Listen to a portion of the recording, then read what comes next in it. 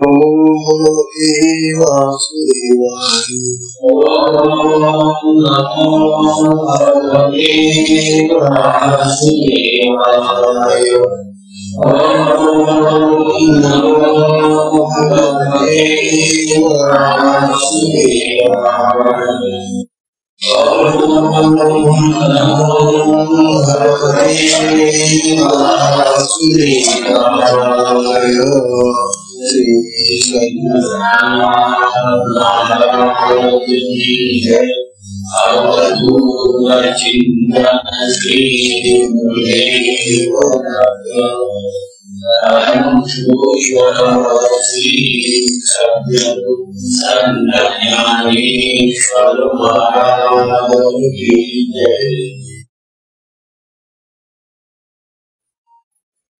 श्री परम पूजनीय श्री सद्गुरु संत ज्ञानेश्वर महाराज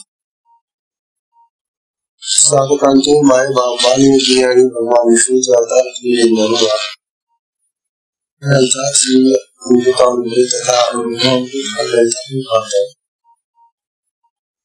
अमृतानुभवाचं हे पहिलेच प्रथम आपला विषय आहे. शक्ती समावेशन या प्रकरणामध्ये काल आपला विषय चाललेला होता शिवाजी शक्तीचा. आज 39व्या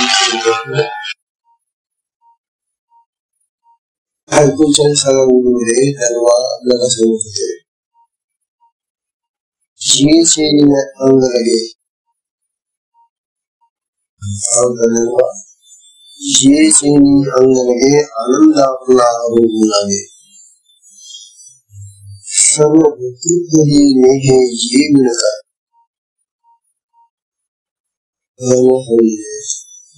ही जी शक्ती आहे प्रकट झालेली ही जी शिवाची शक्ती आहे, ही शक्ती आहे ही पुरुषाला आपल्या वीक्षणाने पुरुष पाहतो तिच्याकडे, आत्मा पाहतो तिच्याकडे आणि ती कार्य करते असं त्यांचं जीवनाचं नातं आहे. काही करत नाही, ही सगळं करते.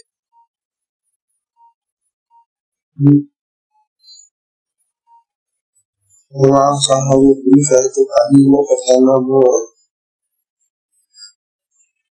आत्मानंद त्याच्यामध्ये आनंद भरलेला आहे. आनंद शक्तीमध्ये आहे. त्याची शक्ती शिवाचं रूप असल्यामुळं शिवाचे सगळे गुणधर्म शक्तीमध्ये आलेले. तेव्हा हा जो शिवामधला आनंद आहे तो पृथ्वीच्या माध्यमातून घेतो असे म्हणतात. आपला आनंद शिवामध्ये तर आनंद आहेच, परंतु आपला आनंद भोगण्यासाठी त्या शक्तीचा आधार घेतो, शक्तीकडे पाहतो. शक्ती त्याला तो आनंद मिळवून देते. अनेक प्रकारची कार्य करते, अनेक प्रकारची रचना करते आणि त्या रचनेतून जो आनंद प्राप्त होतो तो आनंद ती आपल्या शिवाला अर्पण करते.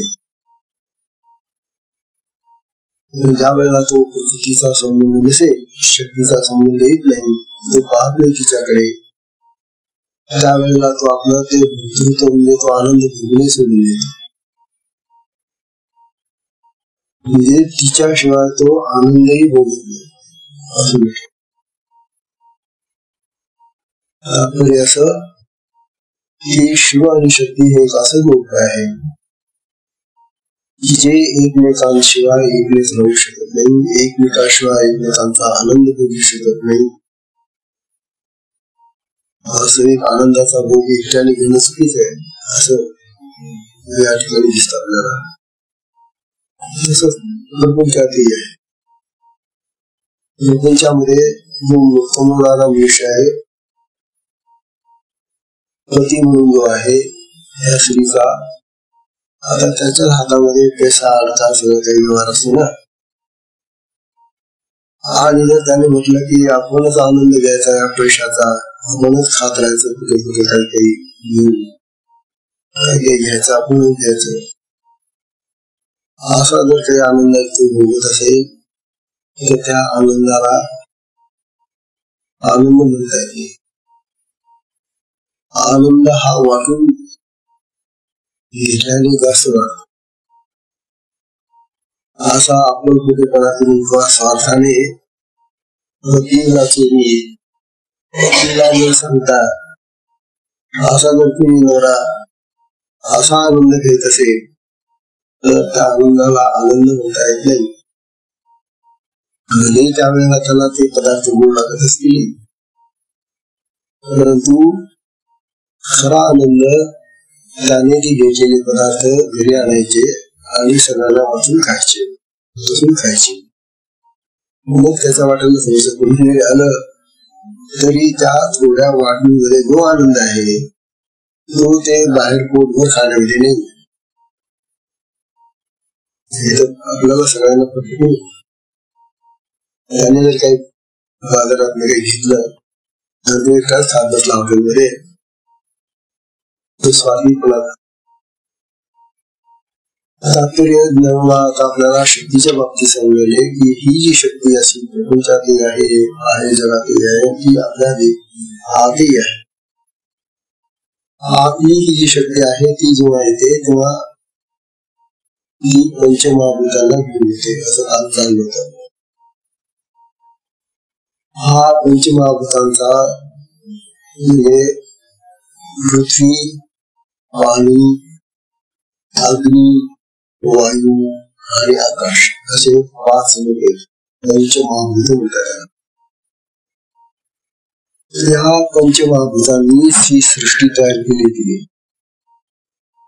आता हा जो इतिहास आहे हे थोडासा अवघड काम आहे, कळणार नाही, सांगून पाहतो, कळलं तर गरज आहे. ज्ञानवा सांगणारे ही शक्ती आली कशी, कुठून, कसं काय, कशी आणली तुम्ही ती पंचमहाभूत, कुठून आणली तिने, तर कोण सांगतात ही पंचमहाभूत कशी तयार केली. मुळात काय होतं, परब्रह्म होत. खरं एक परब्रह्म तिकडे तिकडे साचलेलं होतं, नव्हतं, त्याला काहीच नव्हतं. ते जे परब्रह्म होतं त्या परब्रह्मामधून त्या परब्रह्माला संकल्प निर्माण झाला, इच्छा निर्माण झाली किंवा त्याला एक होतो तो अनेक व्हावा अशी जी इच्छा झालेली आहे, त्या इच्छेनच माया प्रगट झाली असं वेदांताचं म्हणणं आहे. माया म्हणजे काय, शक्ती असती परब्रह्माची, आणि मग त्या मायेमधूनच शिव आणि शक्ती प्रगट झाले, पुरुष आणि प्रकृती निर्माण झाले असं वेदांत शास्त्राचं मत आहे. अर्थात हा इतिहास कसाही असेल, आपल्याला आपण तर काही नव्हतोच त्या काळामध्ये. मायेतून निघाली का शिवातून निघाली, कसंही असो, ही जी शक्ती आहे ती प्रगट झाली आहे खरं. मग ही जी शक्ती आहे हे या शक्तीनं 3 गुण आधी प्रगट केले, सत्व, रज आणि तम. हे तुम्हाला माहिती आहे, आता जगभरात ज्ञानेश्वरी पुस्तकाला सत्व, रज आणि तम हे 3 गुण तिने आधी तयार केले, आणि या प्रत्येक गुणापासून तिने आणखी फैलाव केला. बघा, सत्व गुण जो आहे ना त्याच्यापासून सात्विक अहंकार निर्माण होतो, रजोगुणापासून रजोगुणी अहंकार तयार होतो, आणि तमगुणापासून तमगुणी अहंकार निर्माण होतो. अहंकार म्हणजे माणसाच्या मनामध्ये असलेला गर्व, अभिमान. हा जीवाच्या ठिकाणी, माणसाच्या ठिकाणी असलेला मीपणा जो आहे तो 3 प्रकारचा तिने तयार केला, आणि मग त्या प्रत्येक अहंकारापासून पुढे आणखी निर्मिती झाली आहे कशाची, आदिदैवतांची. थोडस जरा अवघड शास्त्र आहे, सांगू पाहतो, कळलं तर लक्षात ठेवा. आता हे जे सात्विक अहंकार जो आहे आपल्या होते, या सात्विक अहंकारापासून 4 इंद्रिय तयार होतात आपल्या आत, असं म्हणतात. ते त्यांना अधिदेवता असं नाव दिलेले. मन, बुद्धी, चित्त आणि अहं हे अंतःकरण चतुष्टय तयार झालं. सात्विक अहंकारापासून अंतःकरण तयार झालं. रजोगुणी जो अहंकार होता त्याच्यापासून 5 ज्ञानेंद्रिय आणि 5 कर्मेंद्रिय आपली तयार झाली. आणि जो तमोगुणी अहंकार होता त्याच्यापासून 5 विषय तयार झाले आणि त्या 5 विषयांच्या 5 क्रिया तयार झाल्या. लक्षात ठेवायला कठीण आहे तुम्हाला. शास्त्र आता काय करणार, असं तयार होत गेलं. आता हे जे मन, बुद्धी, चित्त आणि अहं हे जे सात्विक निर्मिती आहे शक्तीची, याच्यापासून सूर्य, वायू, अश्विनी देव, दिशा आणि वरुण असे 5 लोक तयार झाले, असं शास्त्र सांगतात. त्यानंतर ही जी रजोगुणी अहंकार आहे, त्या रजोगुणी अहंकारापासून आपली 5 इंद्रिय, पंचेंद्रिय आहे, ज्ञानेंद्रिय आणि 5 कर्मेंद्रिय अशी 10 इंद्रिय बाहेर येतील आपल्या शरीराच्या. आणि तमोगुणी अहंकारापासून 5 विषय तयार झालेले. हे 5 विषय काय हे लक्षात घ्या, हे अतिशय महत्वाचे आहे. 5 विषय तयार होतात. हे 5 विषय म्हणजे इंद्रियांचे 5 विषय. हे जी 5 आपली ज्ञानेंद्रिय ना त्यांचे 5 विषय. उदाहरणार्थ डोळा आहे ज्ञानेंद्रिय, डोळ्याने आपल्याला ज्ञान मिळतं. मग या डोळ्याचा विषय आहे रूप. रूप हा विषय झाला. रूप पाहतो आपण, रूप पाहतो. त्यानंतर वायू, डोळ्यानंतर आपण त्वचा पाहतो, स्पर्श होतो. स्पर्शाने आपल्याला ज्ञान होतं, म्हणून स्पर्शेंद्रिय ही त्वचा आहे. त्याच्यापासून आपल्याला गंध मिळतो, सुगंध, वेगळ्या प्रकारचे वास मिळतात. कानाचा विषय शब्द आहे आणि जीभ जे आहे त्या जीभीचा विषय रस आहे. तेव्हा रूप, स्पर्श, गंध, शब्द आणि रस हे 5 विषय ह्या 5 इंद्रियांचे आहेत.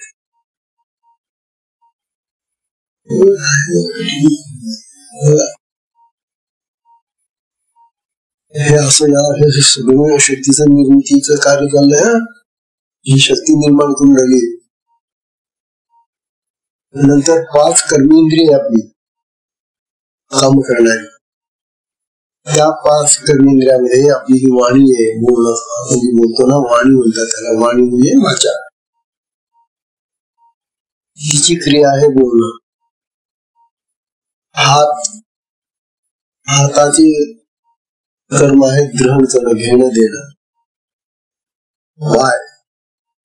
पाय हे कर्मेंद्रिय आहे, त्याची क्रिया आहे गती, चालणं.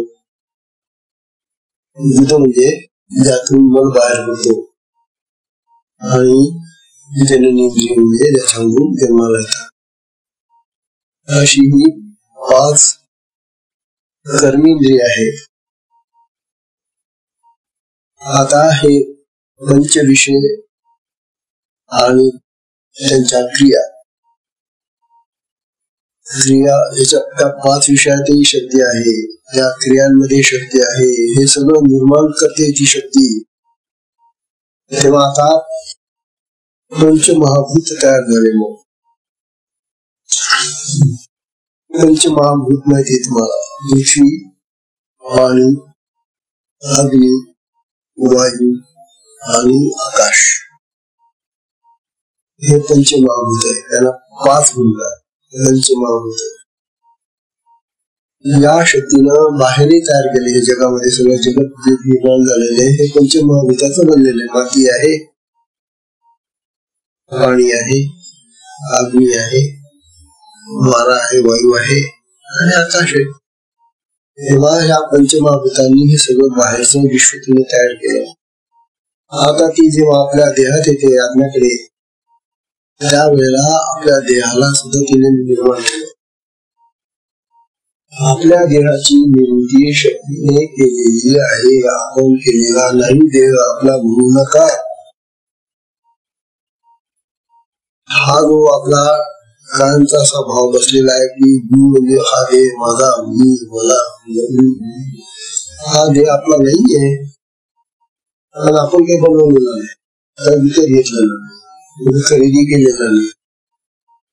तो आपला कसं काय काही भाड्याने घेतलेलं, भाड्याने घेतलेला आहे. तात्पर्य असं की आपला देह म्हणजे शक्तीने तयार केलेला आहे आणि तिने मग तो तयार करताना ती जी पंचमहाभूत बाहेर होती, त्यातलीच पंचमहाभूत आपल्या देहातही आणली. पण ती देहात आणताना तिने एक प्रयोग केला. कारण अशा मातीची माती फेकून दिली आपल्या देहाकडे, पाणी फेकून दिलं तर तिने अग्नी फेकतात. तिने फार मोठा सुंदर प्रयोग केला. तिने काय केलं, ही जी माती आहे ना, पृथ्वी ना, या पृथ्वीचा काय केलं तिने, अर्धा भाग घ्यायचा. प्रत्येक पंचमहाभूताचा अर्धा भाग घ्यायचा. घ्या आता पृथ्वीचा अर्धा भाग घेतला. आता पृथ्वी आपल्या देहामध्ये आणायची तिला. तिने काय केलं, त्या पृथ्वीचा आधी अर्धा भाग घेतला, 2 भाग केले पृथ्वीच्या, आणि त्या अर्ध्या भागामधून पुन्हा त्याचे 4 भाग केले. एक अर्धा भाग कायम ठेवला आणि जो उरलेला अर्धा भाग आहे ना, त्याचे 4 तुकडे केले. म्हणजे तो जो 4 तुकड्यांचा पृथ्वीचा भाग आहे ना, त्याला 1 अष्टमांश भाग असं म्हणता येईल आपल्याला, नाही का. अर्धा भाग आणि हा जो उरलेला अर्धा आहे ना, त्याचे पुन्हा 4 तुकडे केले. अर्ध्याचे 4 तुकडे म्हणजे 1 अष्टमांश होता ना. गणित येत आहे. 1 अष्टमांश भाग पृथ्वीचा 1 अष्टमांश. तसंच मग तिने त्या सगळ्या पंचमहाभूतांचं केलं. तिने पाणी घेतलं, पाण्याचे आधी 2 भाग केले, एक अर्धा भाग आणि तो एक अर्धा भाग आहे ना, त्याचे पुन्हा 8 तुकडे केले, 8 भाग केले. म्हणजे 1 अष्टमांश, 1 अष्टमांश, 1 अष्टमांश. त्यानंतर अग्नी जो आहे ना, अग्नीचे 2 भाग केले तिने. अग्नीचे अर्धा भाग बाजूला काढला आणि अर्धा भाग त्याचे 4 भाग केले, 1 अष्टमांश, 1 अष्टमांश, 1 अष्टमांश. तेव्हा पृथ्वीचे केले, पाण्याचे केले, अग्नीचे केले, वायूचे केले, आकाशाचे केले. असे तिने सगळे तुकडे तुकडे तुकडे तुकडे करून काय रचनाकार आहे बघण्याची. मग तिने काय केलं, आता जी पृथ्वी आपल्या देहात घातली ना, तिच्यामध्ये अर्धा भाग तो काढलेला होता ना पृथ्वीचा तो, आणि बाकीच्यांचे 1 अष्टमांश, 1 अष्टमांश, 1 अष्टमांश जे होते ना, ते चालवले त्याच्यामध्ये. म्हणजे 1 अष्टमांश पाणी घातलं, 1 अष्टमांश तिने अग्नी घातला, 1 अष्टमांश तिने वायू घातला आणि 1 अष्टमांश आकाश घातला. अशी भूमी तयार केली. आता आपल्या देहामध्ये जी भूमी आहे, जी जाड्य आहे भूमी, ती अशी तयार केली. आणि त्याचप्रमाणे आता आपल्या देहामध्ये जे पाणी असतं, रक्त असतं, त्या रक्तामध्ये सुद्धा तिने हाच प्रकार केला. तिने पाण्याचा अर्धा भाग होताना त्या अर्ध्या भागामध्ये यांची कष्म श्रीकष्म सगळी मिळवली आणि असं त्या सगळ्यांना घालून पाणी तयार केलं तिने. म्हणजे नुसतं पाणी आंघोळीतूनही दिलं घरचं नसत. अशा प्रकारे पंचमहाभूतांचे तिने तुकडे तुकडे करून आणि त्यांच्या अर्ध्या भागामध्ये दुसऱ्या पंचमहाभूताचा एक अष्टम भाग म्हणून असा हा जो कुठला तुम्ही रसायन आपले कोणास ठेवले, जसं सिमेंट कालवतो, वाळू कालवतो, काय काय कालवता तुम्ही, तशा प्रकारे तिने हे सगळं तयार केलं आणि मग ते त्यात भरलं तिने. अशा प्रकारे आपल्या देहामध्ये असलेलं जे पृथ्वी तत्व आहे त्या पृथ्वी तत्वामध्ये अर्धा भाग पृथ्वी तत्वाचा आणि बाकीचा कृष्ण बाकीच्या तत्वांना याला पंचीकरण म्हणतात. त्याचप्रमाणे पाण्याचा अर्धा भाग फक्त खरा आहे आणि बाकीचे कृष्ण भाग बाकीच्या तत्वांचे. अशा सगळ्यांना मिळून तिने गोळा करून आपल्या देहामध्ये भरला आणि तो देह तयार. कसं मिळवले पण ती शक्तीच करून जाणे बाबा, कारण ती आत्म्याची शक्ती होती. अशा प्रकारे हे पंचीकरणाचं कार्य त्या शक्तीने आपल्या देहामध्ये केलं आणि मग आपला देह तयार झाला.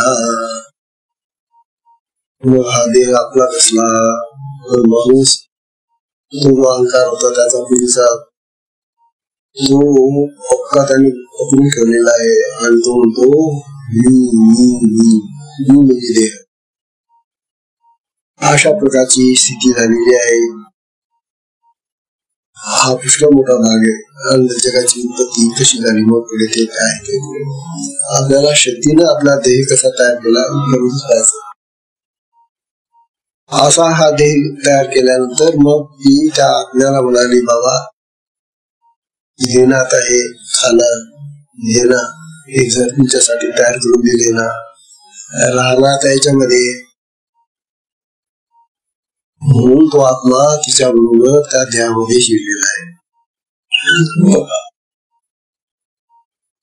नाहीतर तो आत्मा काय आपल्या देहात आला नसता, त्याला असं देह तयार नव्हतं ना. अशा प्रकारचा जर देह नसता तर आत्मा याला नसता, शक्ती आली नसती, काही झालं नसतं. म्हणून आत्मा आपल्या देहात आल्यामुळं ही शक्ती आता आपल्या देहात नांदायला लागली. बरोबर आहे, ते दोघं असल्याशिवाय ते कामच होती ना. ते दोघं एकमेकाशिवाय राहतच नाही. म्हणून आपल्या देहामध्ये आत्माही आहे, शिवही आहे आणि शक्ती आहे. म्हणून प्रत्येकाच्या देहामध्ये शिवशक्ती आहे. प्रत्येकाच्या देहामध्ये शिव आणि शक्ती आहे, आत्मा आणि त्याची शक्ती आहे. तर कोण मोठा कोण छोटा, कोण गरीब आणि कोण श्रीमंत, कोण चांगला आणि कोण वाईट, कस काय म्हणणार तुम्ही. जी दोन महत्वाची तत्व आणि तिने बनवलेलं घर प्रत्येकाचं त्यांचं समान आहे, सगळं सारखं आहे. देहाच्या दृष्टीने आम्ही सगळे सारखे आहोत आणि त्या आत्मा आणि शक्तीच्या दृष्टीने समान आहोत. ज्या पद्धतीने जो एक देह रचला तो सगळ्यांचा तसा रचलेला आहे.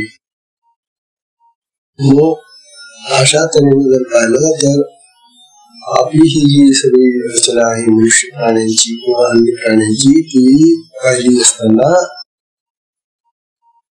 हे शिव आणि शक्तीचं जोड प्रत्येक प्राण्यामध्ये पण आहे, प्रत्येक जीवामध्ये आहे, प्रत्येक लहान लहान प्राण्यांमध्ये सुद्धा ते काम करून आहे.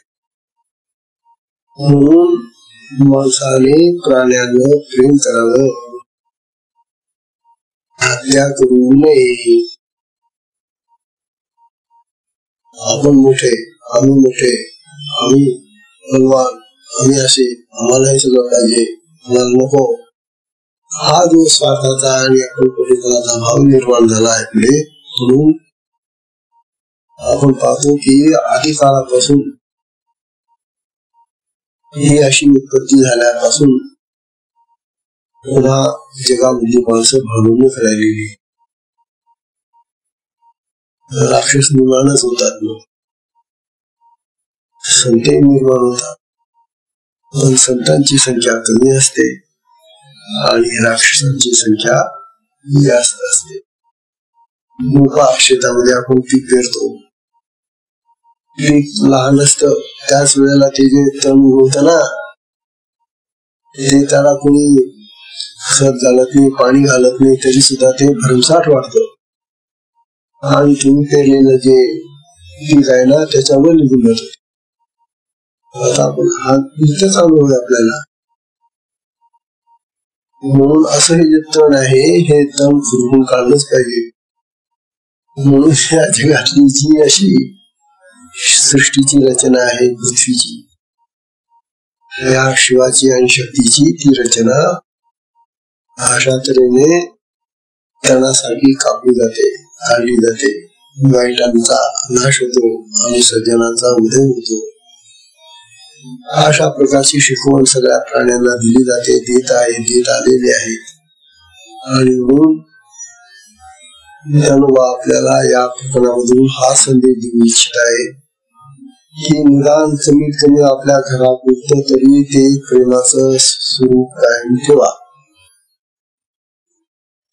आपल्या घरामध्ये जे तुम्ही लोक आहात, पती पत्नी आणि तुमचा जो संसार आहे, तो संसार करत असताना प्रेमाने आनंदाने तो भोगा. संसाराचं जे काय सुख असेल ते सुख आनंदाने भोगा असं ज्ञानोबा सांगणार. तरच तो जो शिव आहे तो प्रसन्न राहतो, तोही आनंदाचा भोग घेतो. शिव जर प्रसन्न नसला आपल्या देवाला, आत्मा जर प्रसन्न नसला, तर आपल्याला कुठलीही गोष्ट चांगली होऊ शकत नाही, करता येऊ शक्य नाही. आत्म्याच्या प्रसन्नतेनेच आपल्याला अनेक गोष्टी चांगल्या प्राप्त होतात. माझी त्याच्या संबंधीची भावना उदारपणाची असते, क्षमाशील असतो. तेव्हा मी प्रत्येकाला प्रेमच देतो, आनंद देतो. अशा प्रकारचं हे ज्ञानोबांचं या अमृतानुभवाबद्दल कथन आहे. हे आपण सगळ्यांनी लक्षात घेण्यासाठी हा ग्रंथ आहे. अशा प्रकारचा हा 39व्या या ओळीतला भाग संपल्यानंतर आपण आता 40व्या ओळीकडे 40वी ओळी पाहत आहे. ज्ञानोबा आपल्याला हेच संसारातलं उदाहरण देऊन पुन्हा देतात. शिव आणि शक्तीचं स्वरूप आपल्या देहातलं जे फुकून देत आहे तो अनुभव देण्यासाठी ते आधी आपल्याला प्रपंचाचं उदाहरण देतात, प्रपंचातल्या गोष्टी सांगतात. असेल त्यांनी तर प्रपंच केलेलाच नाही, परंतु ते ज्ञानोबा इतके ज्ञानी होते की अनुभव नसताना सुद्धा दुसऱ्यांचा अनुभव पाहून सुद्धा ते आपल्याला सांगू शकतात. आता म्हणतात, जया प्रियाचे जे अंग,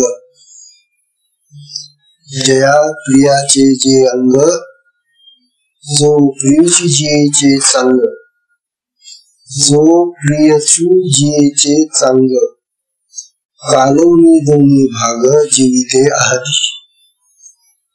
कालवनी दोन्ही भाग जीविते आहात. त्यांचं जीवन तसं चाललेलं आहे.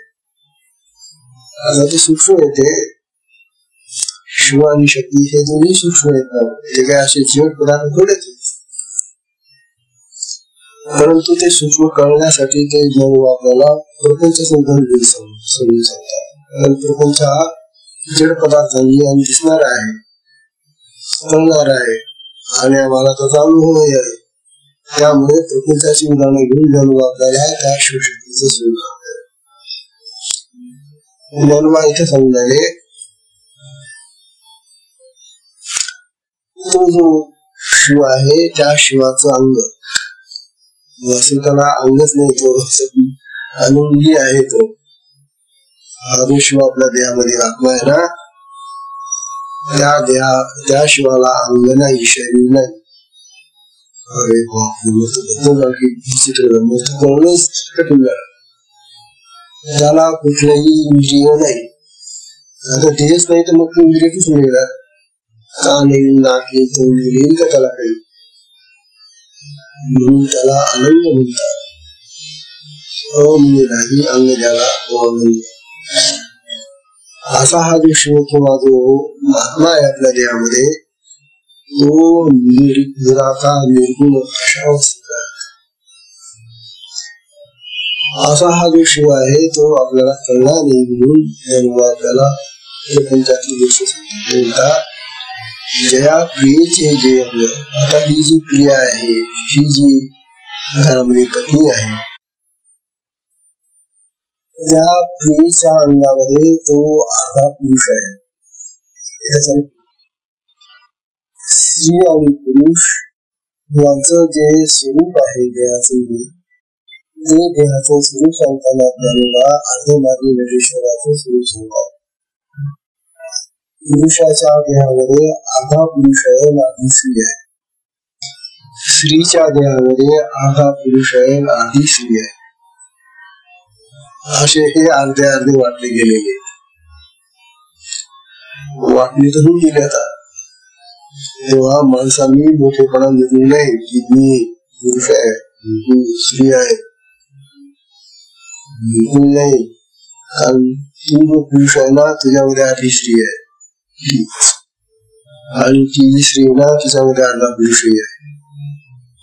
अशा प्रकारे ते अर्धे अर्धे असे वाटले गेले असल्यामुळं कोणीही आपल्या देहाचा अभिमान बाळगू नये म्हणून अहंकार विसर्जित करण्यासाठी फार महत्वाची गोष्ट त्यांनी आपल्याला सांगितली. आपल्याला फार मोठा अहंकार आहे, मी नवरा आहे, मी तरी ते मानलं पाहिजे, बाईनं माझ्या म्हणण्याप्रमाणेच ऐकलं पाहिजे. का बरं? काय प्रथा करून गेले आपल्या देशामध्ये काही कळत नाही. जर पूर्वीपासूनच हे असं आहे तर त्या नवऱ्याला का बरं उलटा द्यायचा? हो, त्याच्यासाठी उलटे देतात हे निवडाले. दोघं सारखेच येतणार आहे. चुकीच्या गोष्टी निर्माण झालेल्या आपल्या देशात. म्हणतात हा जो अहंकार आहे पुरुषांचा, तो फाजील अहंकार आहे आणि तो वाढलेला आहे आज जगामध्ये. आणि तो पुरुष प्रधान म्हणतो, मी पुरुष प्रधान अशी संस्कृती आहे, आमचा संसार पुरुष प्रधान आहे, असा मोठा भाव त्यांनी निर्माण केला आहे. स्त्री जितकीच मोठी आहे तेवढीच मोठी आहे जितका हा मोठा आहे. अशा प्रकारे दोन्ही समान आहे आणि ते समान असल्यामुळेच तो संसार अत्यंत उत्तम आहे.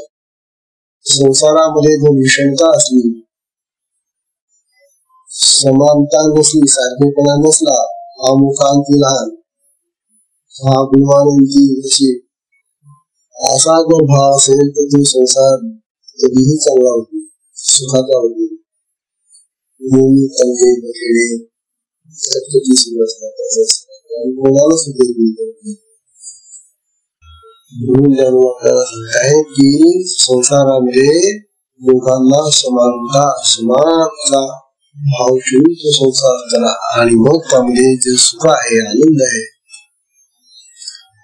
असं सुख ज्या वेळेला संसारात नांदतं त्याच वेळेला चांगले आत्मे त्या कुटुंबामध्ये येतात जन्माला.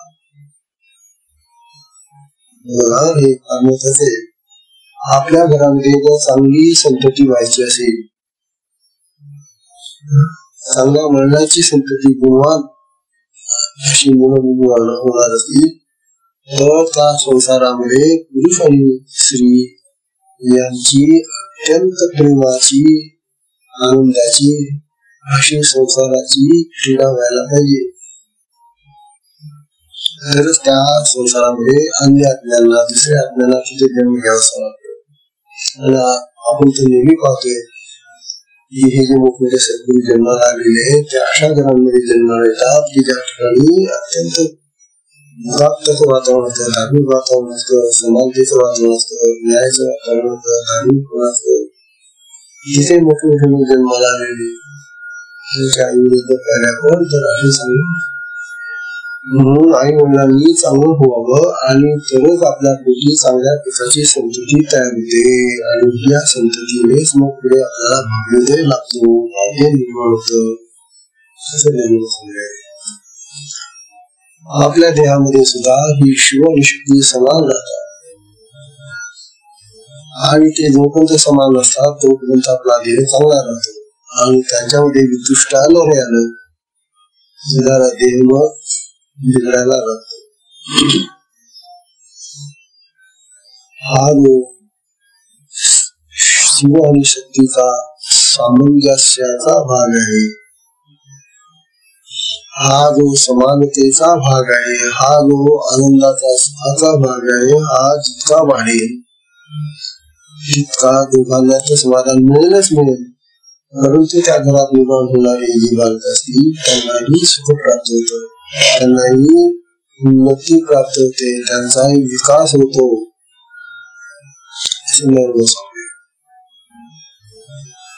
आता ज्ञानोबा असं म्हणतात पुढे की हे दोन्ही अंगाने असे वाटले गेलेले, परंतु ते असे दोन्ही अंगाने जरी वाटले गेले असले तरी ती दोन्ही अंग एकत्र करतात आणि एकरूप होतात.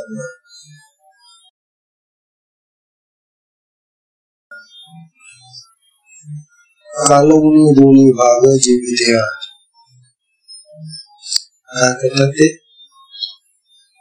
ते आपले भाग दोन्ही भाग एकत्र करतात, कालवतात एकत्र आणि मग ते जेवतात. म्हणजे एकमेकांमध्ये मिसळून नंतर त्यांचं जीवन होत. अशा तऱ्हेचा त्यांचा व्यवहार आहे. त्या ठिकाणी आपल्याला जास्त पाहिजे तुला काय नसलं तर चालेल असा तुम्ही जास्त करण्याचा भाव नाही. कालवून दोन्ही भाग जीविते आहेत, तेव्हा ते दोन्ही भाग करून त्याचं कालवण करून आणि ते करतात म्हणजे ते एकरूप होतात. तात्पर्य हा ही शिव आणि शक्ती एकरूप होतात, आनंदाने एकरूप होतात. अशा प्रकारे हा शिवशक्तीचा खेळ आपल्या देहातील चालू आहे आणि मोठ्या आनंदाने ते निघून राहिलेले असं ज्ञानोबा सांगणार. आता हे अर्धा भाग कसा करतात ज्ञानोबांनी ते उदाहरण दिलेली आपल्याला दिसत. जगामध्ये नवरा आणि नवरी जेव्हा लग्न होत त्यावेळेला ते एकमेकांना घास खाऊ घालतात नाही.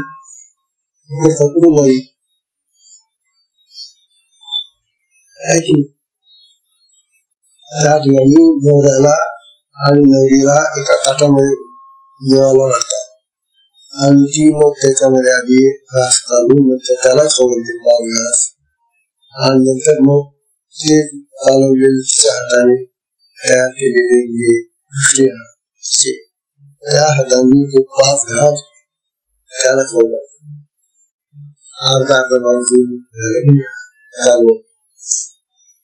ही जी प्रथा आहे ही प्रथा आपल्याला सांगते की शिवशक्तीचं संबंध. नंतर आपण पाहतो लग्नामध्ये अक्षता करतात, याच्या हातात माळ दिली असेल तिच्या हातात माळ असते, ही त्याला माळ घालते आणि तो तिला माळ. असं कधी झालं का की एकानेच फक्त माळ टाकली झालं लग्न, असं कधी होत? म्हणजे तिथपर्यंत तुम्ही सारखं मानता, त्यांना बरोबरीचे मानता, दोघांचे सारखे व्यवहार असतात त्या ठिकाणी लग्नामध्ये. लग्नानंतरही काही दिवस समान चांगलं वागतात आणि पुढे काय होईल तर कोणाशी भांडण सुरू.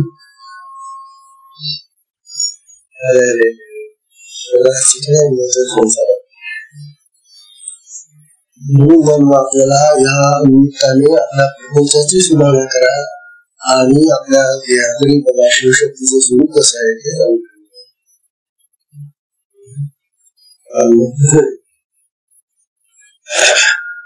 आणखी एक महत्वाची गोष्ट, स्त्रीला आपल्या पतीचं भूषण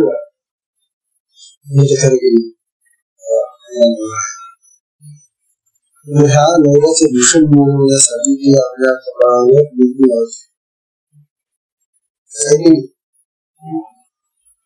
आता हा जो कुंकवाचा प्रकार आहे हा इतर देशातल्या लोकांना म्हणजे हा आपल्या हिंदू पद्धतीप्रमाणे आपल्याकडे तो आलेला आहे. त्याचं कारण हे आपल्या वेदांताचे शास्त्र जे आहे प्रकृती आणि पुरुष आणि शक्ती यांचे हे जे संबंध आहे ते दाखवण्यासाठी हे सगळं आपण कथा चालू करू. तेव्हा स्त्रीच्या कपाळाला लावलेले कुंकू हे जे कुंकू आहे ते तिच्या पतीचं प्रतीक आहे.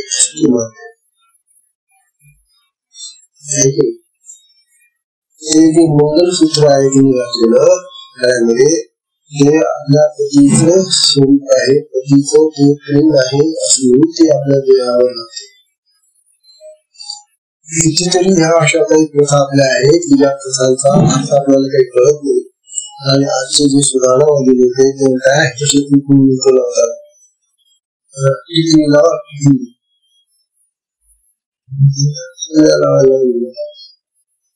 टिकली तर टिकली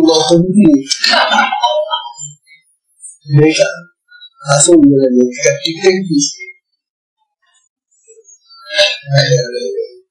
मोठे कुंकाची पद्धत होती. टिकल्या तरी लावा रंगाने, एका रंगाचा तरी लावला पण आता निळ्या रंगाचा टिकल्या निघाला, काळा पण टिकला नव्हता. बरं आहे का आता हिरव्या टिकल्या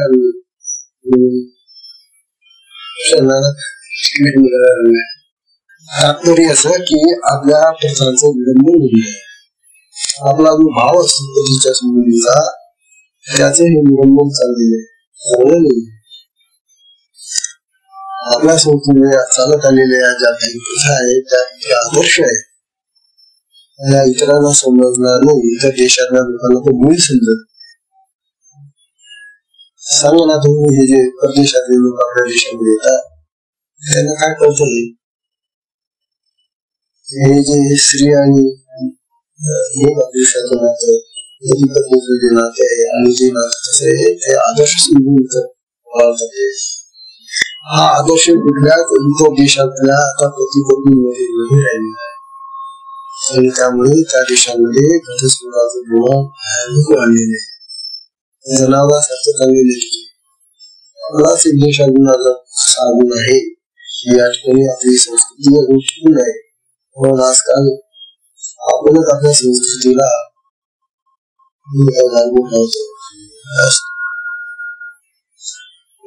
आपल्याला सांगण्याने की जर सुद्धा त्या नदीचा नवरा गेला तर मग काय त्या मुलीच्या डोक्यावरच कुंकू पुस्तक आहे तिने जे कुंकू लावलेलं असतं मुलाच्या कपाळाचं कुंकू पुसलं जातं तिच्या लग्नीचं कुंकू पुसलं जातं. इतरही पुष्कळ काय असतात तिथं त्यापण पुसून टाकतात. तिचा भाव आहे त्याच्या संबंधीचा गेल्यानंतर मी आपल्या कपाळावर का आदर्श येते हे महान आदर्श आपल्या संस्कृतीचे त्यांनी टिकले पाहिजे. जमान्यामध्ये आजकालच्या मुली काही दाखवतात आपल्याला घालणे चित्र यामध्ये आपली संस्कृतीचा ऱ्हास होत आहे.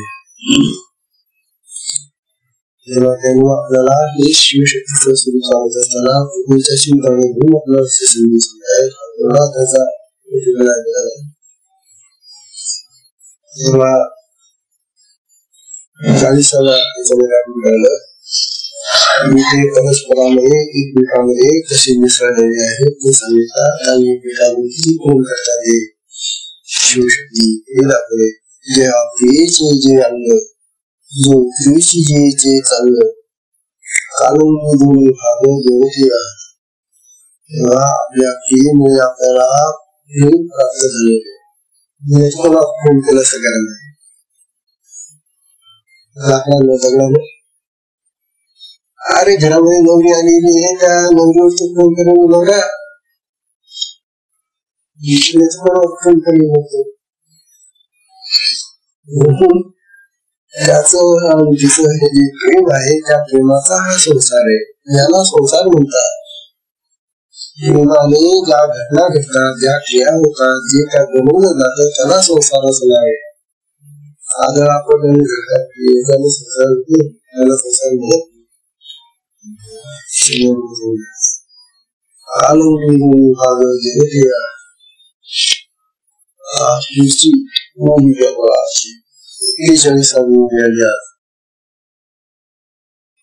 या 41 बाहेर केली म्हणतात. आता या भूमीमध्ये आपल्याला दृष्टांताने तो भाग समजून बघा. जैसे का समीरे सकट गती, जैसे का समीरे सकट गती, का सोनिया सकट कांति, का सोनिया सकट कांति, ऐसे शिवेशी शक्ती अवधी चले, ऐसे शिवेशी शक्ती अवधेची जे. दोन उदाहरण दिले, दोन दृष्टांत दिले. अरे हे शिवशक्तीचं प्रेम कसं आहे बघ, ही शिवशक्ती कसे राहतात, त्याच्यासाठी दोन उदाहरणांनी धन्यवादी या भूमीमध्ये आपल्याला स्पष्ट करून दिलेले. समीरे, समीर म्हणजे वायू, वारा म्हणतात. जैशी का समीरे सकट गती, वारा जेव्हा वाहतो तेव्हा वारा आणि त्याची जी वाहण्याची गती आहे, वेग आहे, हे भिन्न असतात का? वारा म्हणजे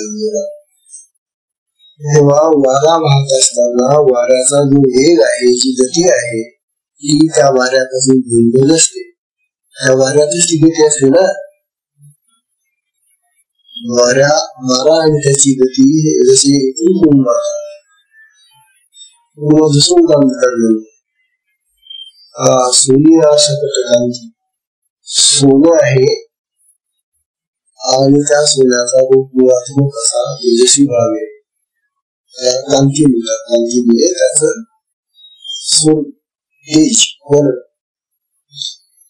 ते जे सोनं आहे, ते सोनं आणि त्याचा तो पदार्थाचा गुण आहे, तेज आहे, ते सोनं ते भिन्न असत का? आपण ते दोन व्यापाराकडे सोनाकडे त्याला सोनं आपण त्या सोन्याचं तेज नको आम्हाला, सोन्याचं तेज काढून घ्या आणि फक्त सोनं घ्या असं म्हणताय का? नुसतं तेज द्या सोनं नको असे म्हणताय. सोनं घेतलं की सोन्याच्या बरोबर त्या सोन्याचं जे तेज आहे, रंग आहे, जी चमक आहे, ती बरोबर येतेच ना. सोनं आणि सोन्याची चमक एकत्रित येत नाही. आता येते का ते सोन्याची चमक अशी? सोनं आणि सोन्याची चमक कांती जशी एकत्रित असतात, किंवा वारा आणि वाऱ्याची गती जशी एकत्रित आहे, तसं जीवनामध्ये शिव आणि शक्तीचं तसं प्रपंचामध्ये पती आणि पत्नीचं सोडून असणार. पती आणि पत्नी हे त्याप्रमाणे असलं पाहिजे, जीव असले पाहिजे, मुलाचा जीव व्हायला पाहिजे, एक मत व्हायला पाहिजे, एक भाव द्यायला पाहिजे.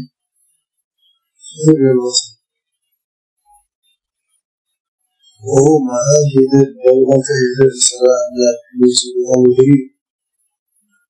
सगळं तरी प्रभूचा अनुभव म्हणून जैसे का समीर सकट गती, का सोनिया सकट कांती, जैसे शिव ही शक्ती अवधीची, त्याप्रमाणे शिवाला ती शक्ती येथून होऊन जाते. त्यांचं जे मिलन आहे ते मिलन इतकं गोड आहे, इतकं प्रेमळ आहे, प्रेमच आहे. अशाप्रमाणे वाऱ्याची गती वाऱ्यामध्ये दिशेने किंवा सोन्याचं तेज जसं सोन्यात राहते त्याप्रमाणे शिवशक्तीचं हे जीवन आहे. तसं घरामध्ये पतीपत्नीचं स्वरूप असलं पाहिजे असं आपल्याला या मुलीतून सुचवत आहे. तिचा मुली तसा दाखला देत आहे त्याला बेचाळीस तसा दाखला आहे. ज्ञानोबा इतके महान आहेत की कठीणातली कठीण गोष्ट सुद्धा ते आपल्याला एखाद्या दृष्टांताने समजतात. वास्तविक शिव आणि शक्तीचं स्वरूप जे आहे ते अनाकलनीय आहे. ते अतिसूक्ष्म ती सूक्ष्म आहे. तो आत्मा कसा आहे आणि त्याची शक्ती ती न दिसणारी सूक्ष्म अशी आहे. पण या दोघांचा जो अनुभव त्यांना आहे तो अनुभव वर्णन करण्यासाठी ते दृष्टांताने समजून देतात आणि बरोच लोक ती शक्ती समजून असेल तर आत्माच वर्णन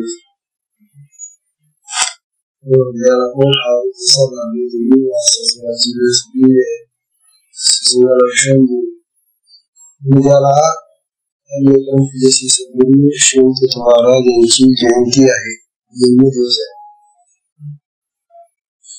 शिवतीर्थ महाराज आपला जन्मदिवस साजरा करून येत नाही. त्यामुळे आपण मागच्या वर्षापासून त्यांच्या जन्मदिवशी आपण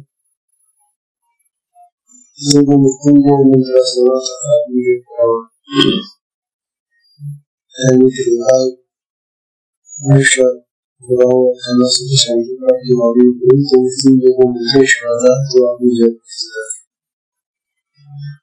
व्हावी सगळ्यांनी बोलून त्यांना करून त्यांच्या आयुष्याचे निर्माण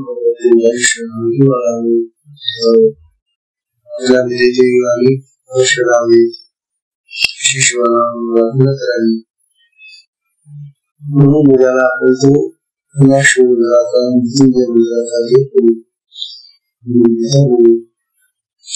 आणि अशा प्रकारचा उद्याचा दिवस आहे तो त्यांचा जन्मदिवस साजरा माझा जन्मदिवस साजरा करू नका. आणि त्याचं कारण त्यांनी लिहिलेली जेव्हा हे का नको जाते त्याला अनुभव उद्याला सगळ्या सांगावी त्याच्या जन्मदिवशी त्यांच्या आरोग्याला त्यांच्या देहाला त्यांच्या आपल्याला सुलाभा करायची देवाकडे. हरि ओम.